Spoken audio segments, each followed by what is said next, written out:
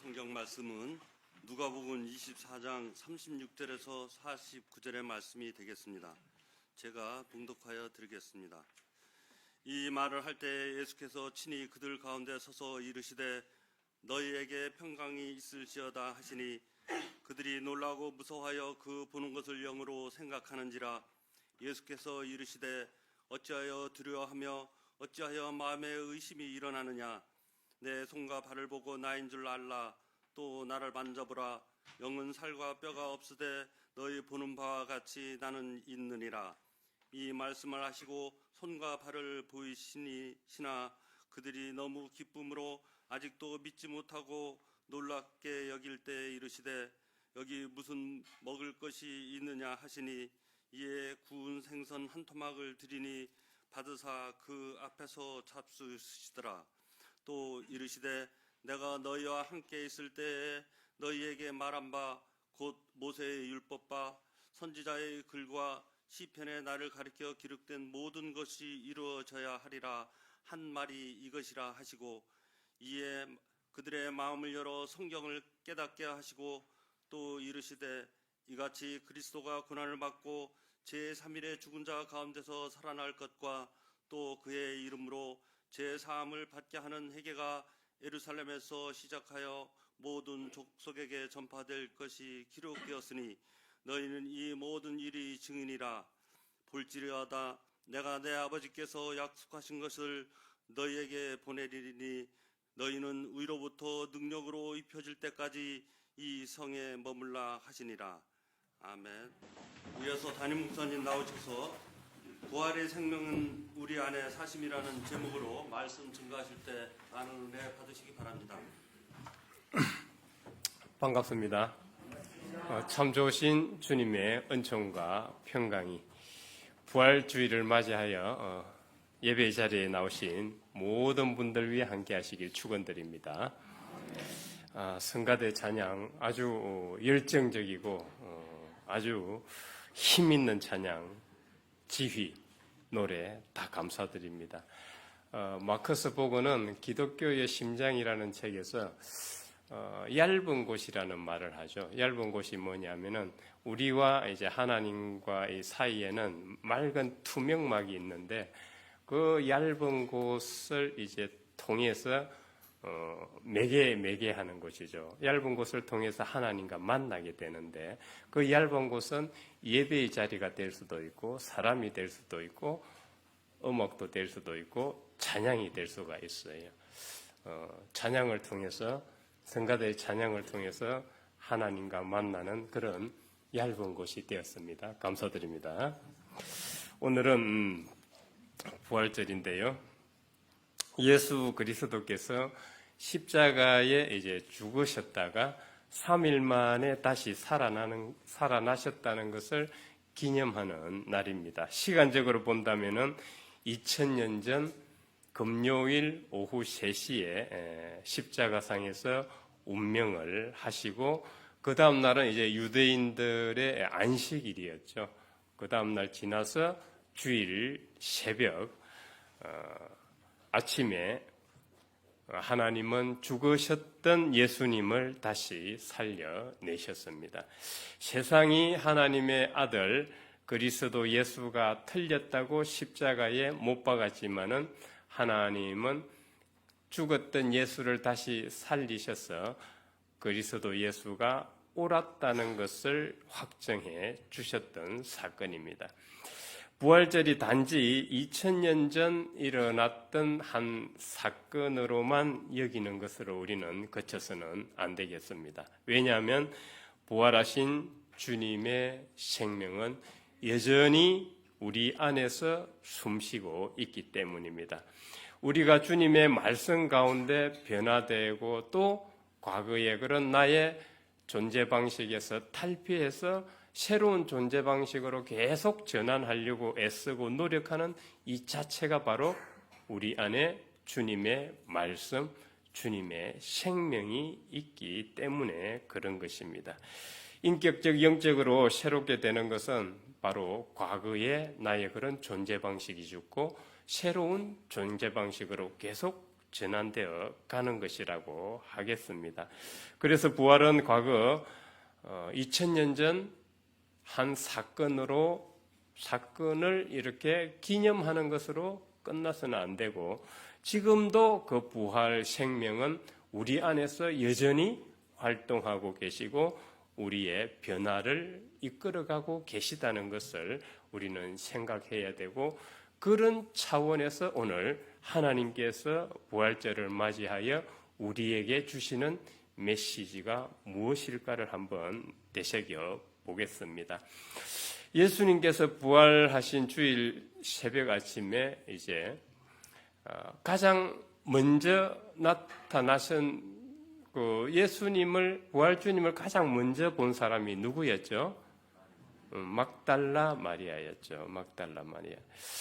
막달라 마리아는 제자 공동체와는 달랐습니다. 제자 공동체는 오늘 성경을 보면은 믿지를 못하고 있었는데, 막달라 마리아는 놀랍지만은 전무후무한 이 사건, 놀라운 사건을, 부활 사건을 받아들이게 됩니다.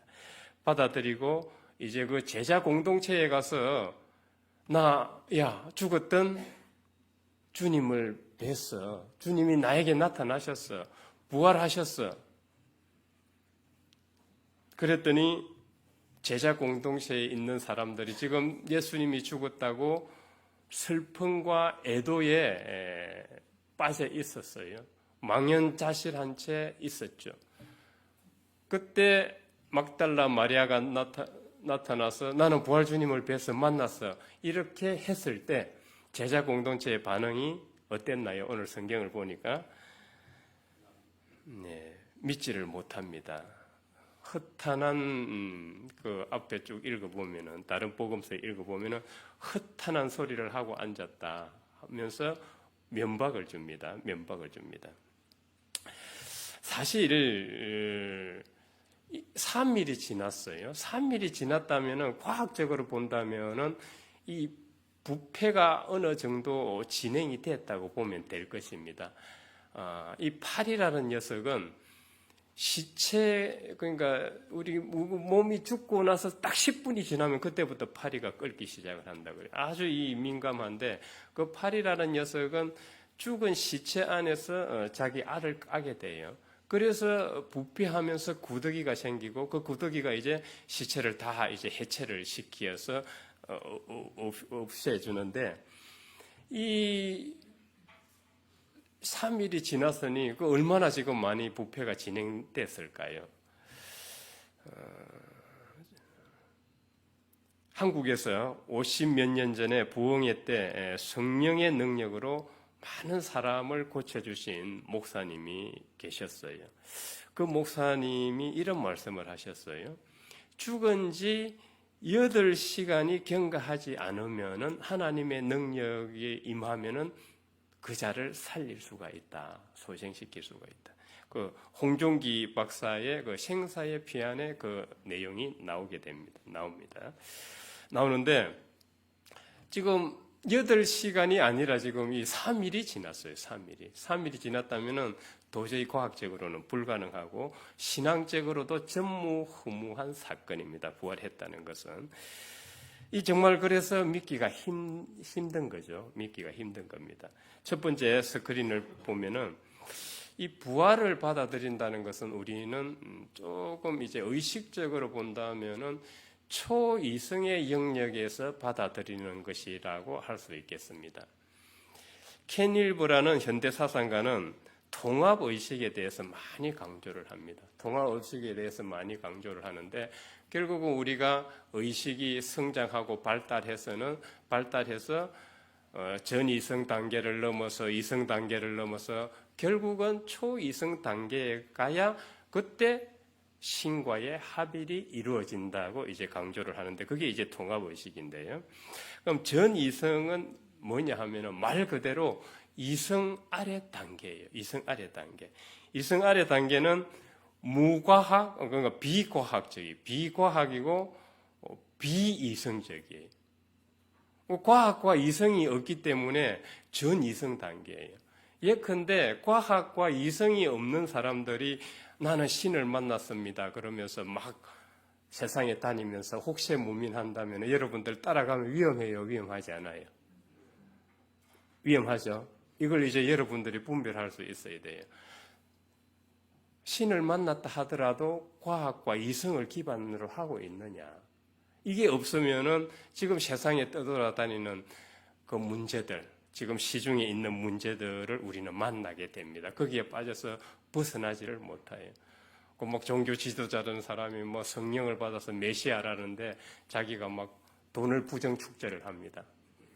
그 막 교인의 그 성도들의 뭐 딸들을 불러다가 간음을 합니다. 그리고 막 권력으로 교인들과 신도들을 짓누르고 자기 마음대로 합니다. 여기는 전의식 단계에 있는 교주예요, 교주. 이걸 이제 분간하지 못하면은 신세망치는 거예요, 신세망치는 거예요. 두 번째는 이제 이 이성 단계인데, 이성 단계는 그나마 괜찮아요. 과학적이고 이성적이에요. 문제는 뭐예요? 과학과 이성만 신봉하다 보니까 귀신도 없고 하나님도 없어요.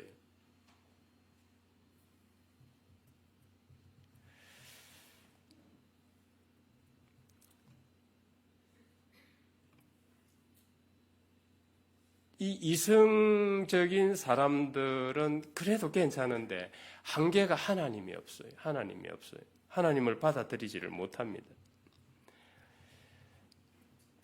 그리고 이제 초이성의 단계는 이성과 과학을 기반으로 하지만은 과학이 할 수 없다는 것을 받아들여요. 이 우리의 우주, 이 세계라는 것은 과학적으로 다 설명할 수 있는 것은 아니다.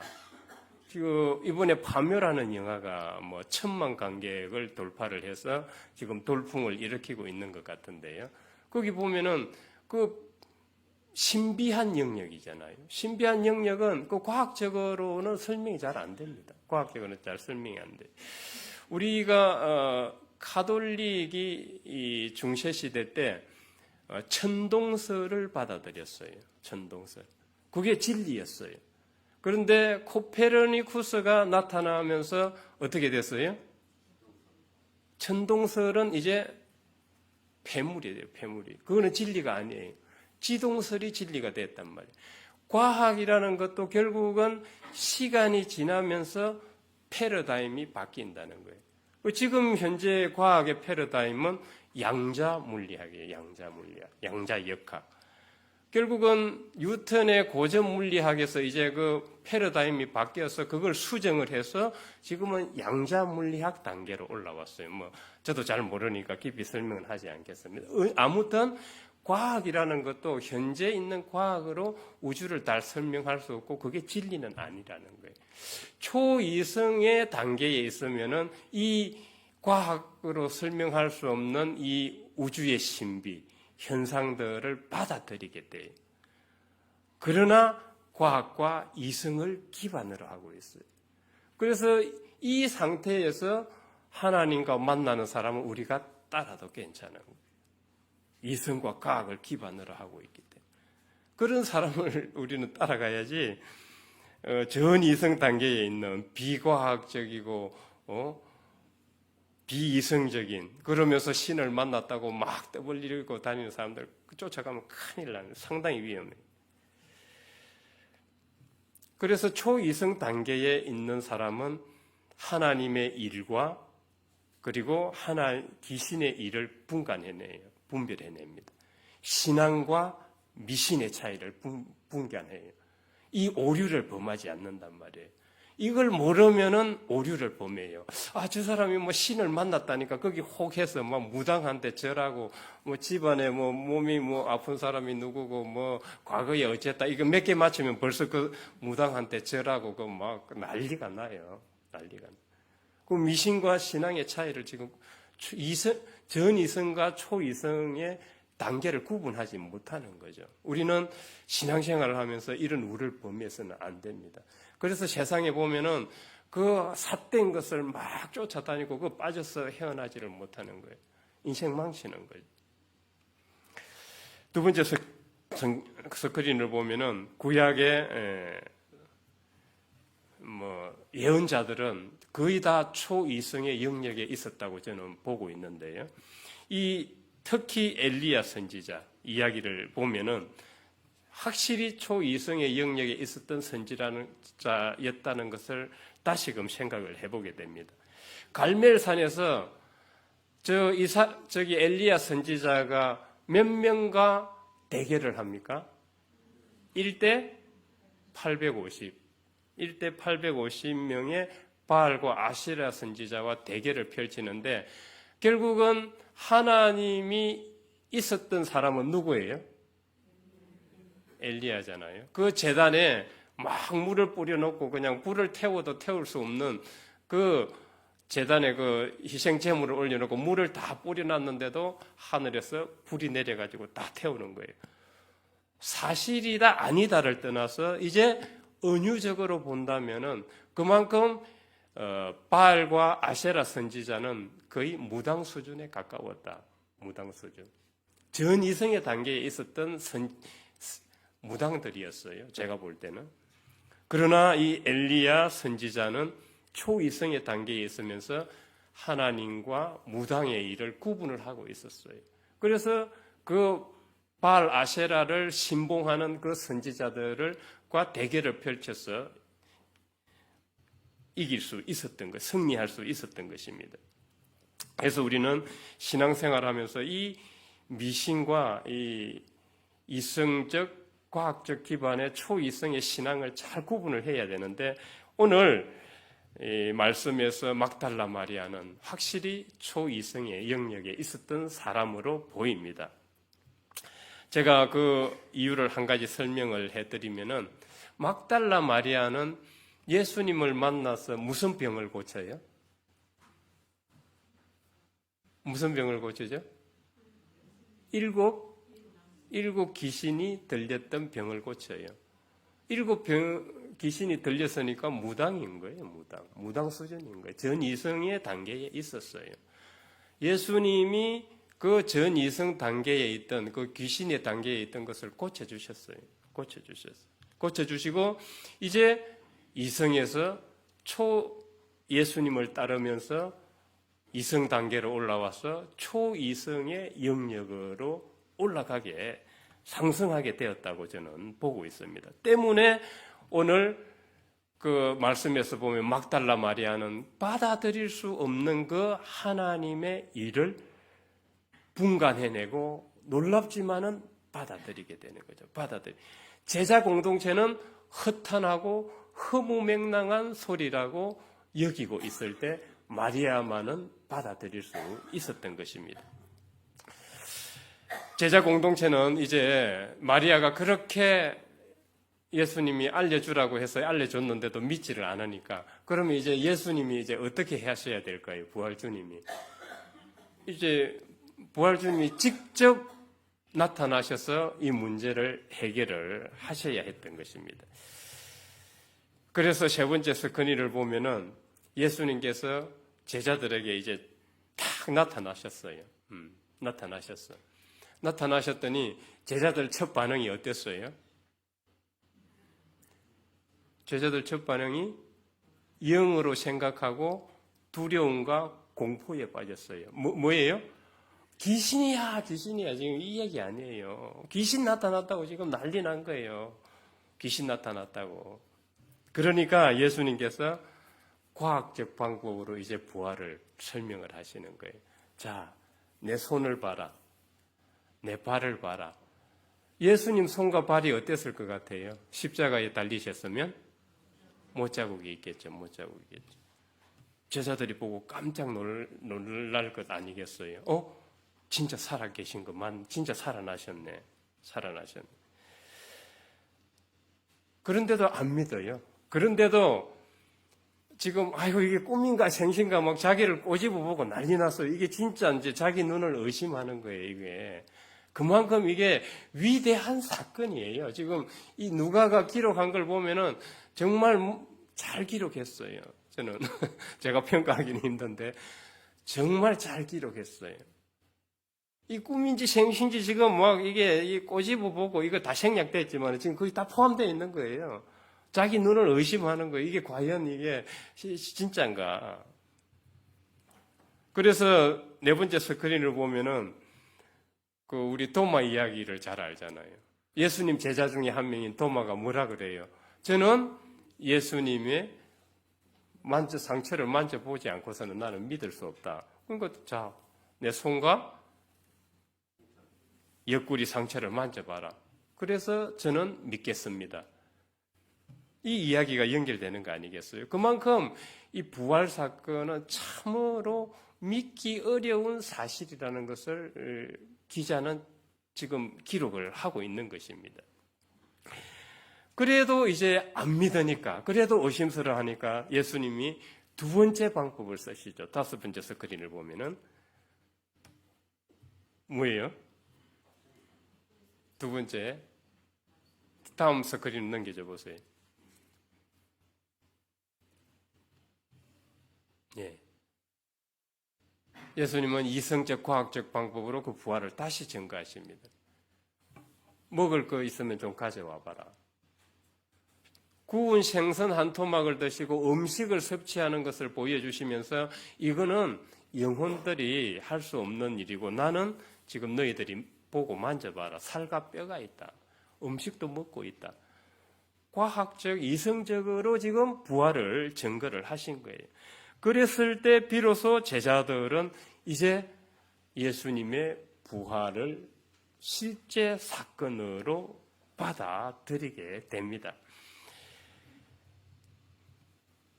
여섯 번째 스크린을 보면은 예수님께서는 이제 제자들에게 부활을 증거하시고 난 후에 이런 말씀을 하시죠. 내가 왜 십자가 죽음을 당하고 부활을 해야 하느냐? 이것은 하나님께서 미리 예정하신 것이고 구약 성경의 예언자들을 통해서 미리 예언하셨던 것인데 내가 이걸 성취를 했다, 이루었다. 그러면은 십자가 고난의 목적이 뭔가? 목적을 예수님은 밝혔어요. 그 목적이 바로 내가 이제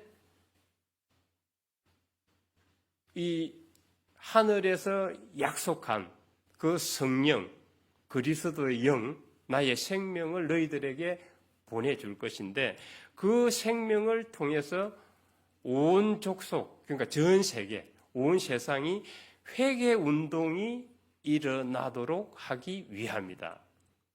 회개 운동은 단순히 제가 오늘 이성적인 마음을 품어서 용서해 주십시오. 제가 오늘 거짓말을 해서 용서해 주십시오. 물론 이거는 작은 차원에서 회개예요. 작은 차원에서.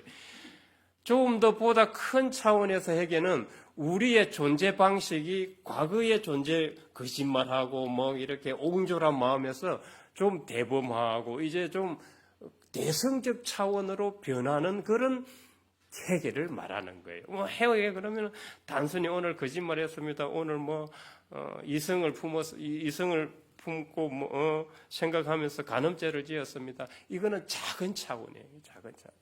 우리는 좀 더 큰 차원. 우리의 과거의 존재 방식에서 새로운 존재 방식으로 태어난 이게 회개예요. 그러면 그 회개를 왜 하는가? 잃어버렸던 에덴 동산을 회복하기 위해서. 하나님과의 연합이라고 하겠습니다. 이걸 위해서 예수님께서 십자가와 고난을 당하셨는데, 고난을 당하시고 부활하셨는데, 이제 너희들이 이 일을 하려면은 내가 약속한 성령을 너희들이 인도를 받아서 이제 해야 된다. 너희들이 증인이니까 이제 온 족속이 회개 운동이 일어나도록 하는 너희들은 이제 성령을 받으면은 마중물이 되어야 한다. 그렇게 해서 사도행전을 보니까 그 뒤 이어지는 게 누가복음의 저자가 누구예요? 누가. 사도행전의 저자가 누가. 예. 그래서 오늘 읽었던 누가의 그 이어지는 내용이 뭐예요? 사도행전이 되는 거예요. 거기 보니까 오순절 날 마가의 다락방에서 예수님의 제자들이 기도하다가 예수님께서 약속하신 그 성령이 임재하면서 이제 예루살렘에서부터 예수님이 말씀하셨듯이 회개 운동이 일어나게 되죠. 회개 운동이 일어나서 이제 그 복음이 좁은 예루살렘 땅을 넘어서, 예를 들면 이제 서울을 넘어서 한국 땅을 넘어서 이제 유럽으로 전 세계로 퍼져나가게 되는 겁니다. 그렇게 해서 그 복음이 우리에게도 전해졌고 우리도 지금 그 복음 안에서 주님의 생명 안에서 살아가고 있는 것입니다. 그래서 이 주님의 십자가와 부활은 허무맹랑하고 허탄한 이야기가 아니라 정말 실제 있었던 사건임을 루가는 지금 기록을 하고 있고요. 그걸 우리는 생각을 해봤고, 주님의 십자가와 부활은 하나님께서 미리 예정하신 것을 이루고 성취하는 차원이었다는 것을 또 두 번째로 생각을 해봤습니다. 세 번째는 주님의 십자가와 부활의 목적은 온 세상이 회개운동이 일어나서 하나님과의 연합을 이루도록 하기 위함이었다는 것을 우리는 세 번째로 생각을 해봤습니다. 결국 십자가와 부활은 결론적으로 본다면 주님의 생명이 많은 사람들에게 들어가서 인격적, 영적 변화, 즉 과거의 존재 방식에서 새롭게 태어나도록 갱생하도록 하는 데 있음을 우리는 생각을 해보았습니다.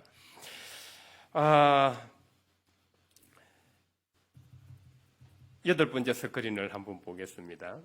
그러면 주님이 이제 우리에게 보혜사 성령, 요한복음에서는 이제 보혜사 성령이라 그러죠. 보혜사 성령을, 약속하신 성령을 우리에게 보내주셨는데, 그 보혜사의 뜻이 뭡니까? 보혜사. 많이 들어보셨죠? 무슨 뜻이에요? 보혜사. 보혜사가 변호자, 위로자, 대언자, 보호자, 상담자 이런 뜻이 있어요. 주님의 그 성령은 이런 역할을 한다는 거예요. 우리 안에서. 그걸 이제 아셔야 되고, 주님이 우리 안에 보혜사로 계시면은 또 어떤 일이 일어나는지 좀 더 생각을 해보겠습니다. 여덟 번째 스크린이죠. 과학자 쉘드레이크라는 사람이 자기 책에서 이런 말을 합니다. 세포의 죽음이라는 거. 그러니까 세포도 십자가가 있어요.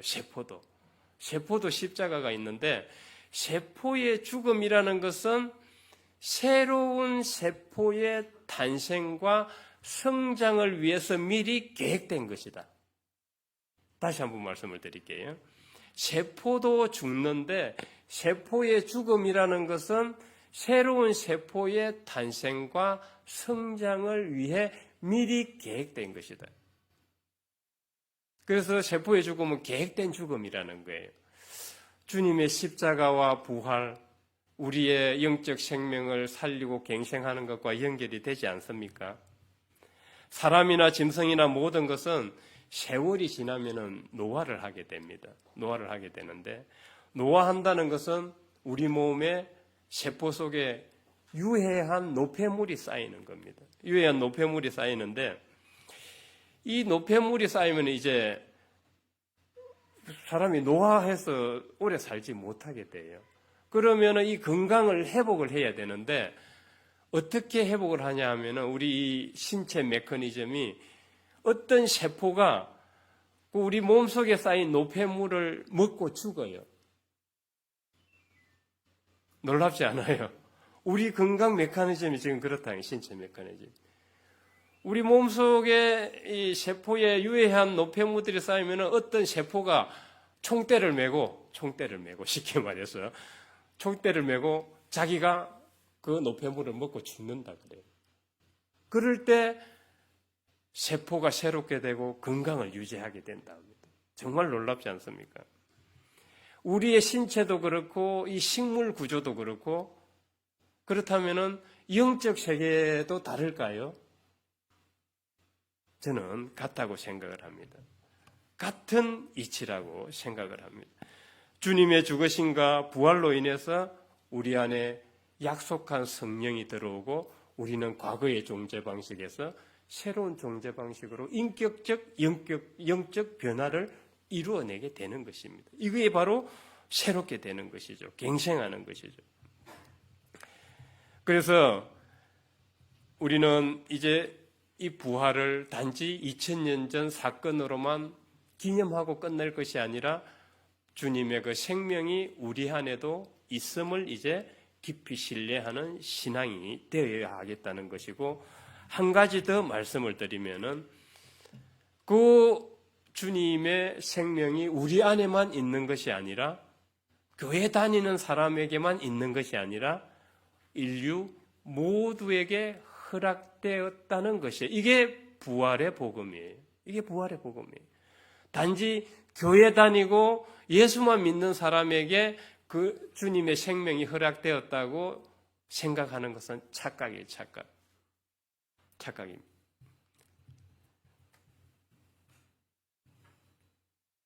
부활은 보편적 우주적 그리스도의 생명을 모두가 나누어 받게 되었다는 것입니다. 문제는 그것을 자각하는가 자각하지 못하는가 여기에 달려 있습니다.